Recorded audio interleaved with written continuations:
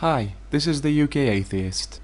I had another response from KingBuzzyBoy, so this is my second response to him. This video seems to be more about evidence for someone who believes. I have to mention that Buzz seems to be quite respectful and genuine. There also seems to be no trolling, so a thank you for that. Now, I did have a few people mention in my last video response that I could have been more efficient if I didn't use the entire video and just shortened it down to relevant points. So this is what I will do this time. The first few minutes of your video was the introduction and briefly speaking about philosophical views and that scientific evidence is not needed for certain views. For this I partly agree, because for the Bible, for example, it's not only scientific proof that is needed, but historical evidence too. My point is, believing without proof is not logical to me.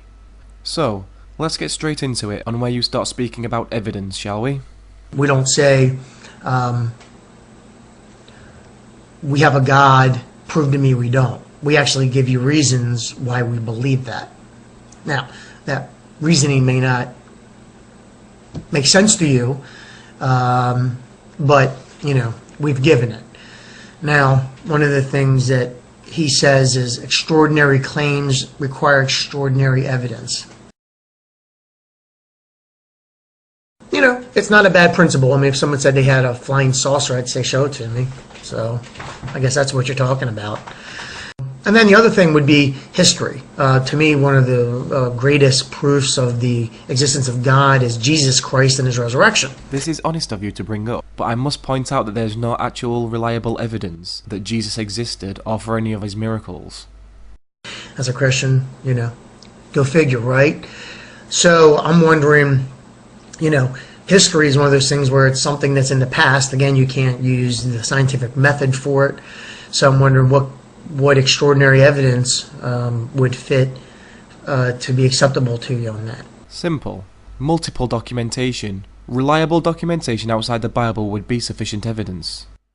You mentioned the example of a top law scholar who converted to Christianity because of his research. This is irrelevant. Firstly, this is an appeal to authority, which doesn't fly with me. Secondly, we have no idea if this is true. He may already have been Christian. A lot of people have done this to make money. Thirdly, if it is true, it makes absolutely no difference. Many Christians have become atheists due to studying their beliefs. Look at most of the crew on the Atheist Experience, for example. Matt was a Christian for 25 years. He became an atheist by trying to refute atheist claims. He studied the Bible vigorously for years, and it resulted in him realizing that nothing Christians claimed can be backed up with evidence. But again, this is irrelevant.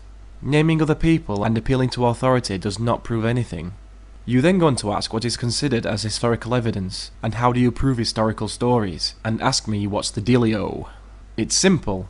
The dealio is multiple documentation. Reliable documentation. For every event, especially major events, there is always someone who records it and documents it. The problem the Bible has is, for example, the resurrection of Jesus and the miracles, and basically 99% of the entire Bible was not recorded by a single person. It was not documented by anyone. You would think that something this major and this important would be documented, and we both know they definitely would, but the fact is, it wasn't. There is absolutely zero evidence or documentation to support the Bible's stories outside of the Bible. The only known documentation which support the Bible are known forgeries. You follow this by again appealing to authority and naming some people who have claimed their reasons for believing the Bible, but this is irrelevant as I mentioned earlier, so I will skip to the next part.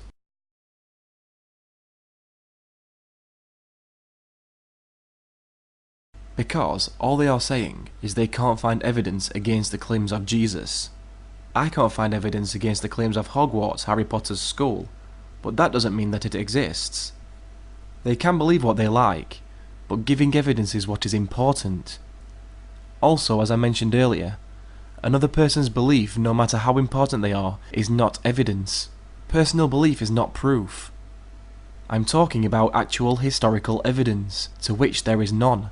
So, with that in mind, you went ahead and said the act of trying to convince someone, that's not what's nonsensical. It's the proving of it. You said, I could try to convince them that the dragon does not exist because proving the non-existence of the dragon is impossible. Hence why the burden of proof is on the person claiming it. What I'm saying is it's impossible to prove the non-existence of something. That's why it's illogical. But you want on also to say you're laying the burden of proof on the psychiatrist. Yes, the psychiatrist tries to explain there are no unicorns and that they don't exist. The nonsensical part is him trying to prove it. You need to see the difference between proving the non-existence of something and trying to convince someone of the non-existence of something. He can convince the client there is no unicorn, but he can never actually prove there's a unicorn. Let's just take you at your word and say that trying to convince someone is okay. Okay, so convincing me. Not proving to me, but convincing me. Here you say, convince me there is no God. To which I reply, convince me there is a God. I don't know if you noticed what you actually did there, but again you shifted the burden of proof onto me. Again, you misused the terms convince and prove. I'm not a psychiatrist, and I do not know how I can convince you without giving you actual evidence. But let's be honest, could even a psychiatrist convince you? The only way you will be convinced is by looking at things yourself, having an open mind about your belief. When it comes to God, the only way to convince or to prove to someone that he does not exist is for them to see the lack of evidence and the fallacies involved. The fact is, the more you look at your belief, try to defend it using rational thought and evidence, the more you will realise that there is no evidence to support it. A clever person will always question their beliefs, and always look at all points of view.